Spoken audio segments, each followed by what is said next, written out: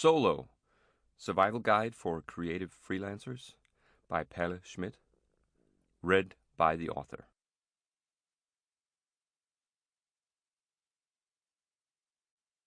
Ahoy! Thanks for picking up this book. I'm Palle Schmidt, artist, writer, and comics creator, and teacher, and podcaster, and father, and a lot of other things. I'm based in Copenhagen, Denmark, so if you hear a hint of a Danish accent, that's probably why, where this book was first published in 2017. This English language version is rewritten for artists and solopreneurs everywhere, considering I often get asked for advice from non-Danish people as well. And let's face it, Denmark is a small market. The entire population are fewer than people living on the island of Manhattan. Even though I've been making a living from my creativity for 20 years, I still found myself looking for the perfect book on the subject, inspiration on how to make the most of my skills, and advice on how to ultimately do something I care about while still putting food on the table. I never found that book, so I attempted to write it myself.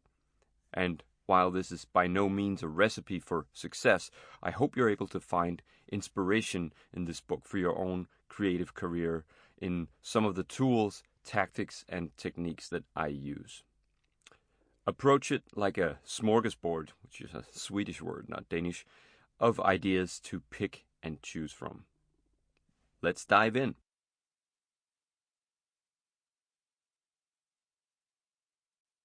Foreword. In the summer of 2014, I spent 3 weeks at Periscope Studio in Portland, Oregon. My family and I had rented a small apartment for the duration, and every day I took the bus downtown to work on Thomas Alsop, the monthly comic that I was doing with writer Chris Miscavige. I'd met Chris at the Mocha Festival in New York in 2011. We eventually pitched Thomas Alsop to an editor at Boom Studios, and a year later the book was available in stores all over the U.S. At lunch one day at Periscope, cartoonist Lucy Bellwood and I were talking about our careers. With her mouth full of bean salad from one of the food trucks across the street, Lucy said something that really stuck with me. I've started to say no to things that don't fit into my overall goal. It wasn't just that her decision made total sense.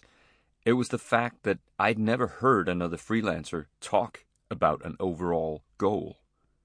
In Denmark, this type of unapologetic ambition is somewhat frowned upon, certainly not mentioned in passing over lunch with someone you barely know.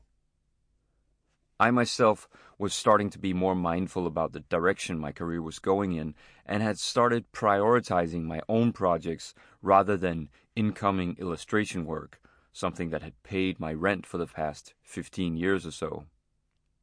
I was writing more. I'd taken a master class in screenwriting at the Danish Film School and published several YA novels.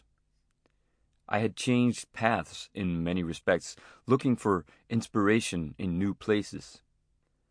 This had led me to Portland, where I knew I would gain experience and insights by embedding myself with other creative pros. I knew this because I had done the same before, spending a couple of weeks at Dean Haspiel's Hang Die Studios in Brooklyn, New York. While there are obviously different challenges to freelancers and creators living in the U.S., the lack of a unified public healthcare system like we have here in Denmark springs to mind. Americans tend to have a more entrepreneurial mindset. An idea for a project is not immediately met with the concern and skepticism the Danes tend to have. Maybe I've just been lucky with the Americans I met, but it seems they're all more likely to cheer you on than to dissuade you. Other than sheer praise and encouragement from peers, I've had people give constructive feedback and ideas and share tips and even contacts. Me, a foreigner, basically there to steal American jobs, and the locals help introduce me to a publisher. I find this network economy fascinating. Rather than a scarcity Sample complete. Ready to continue?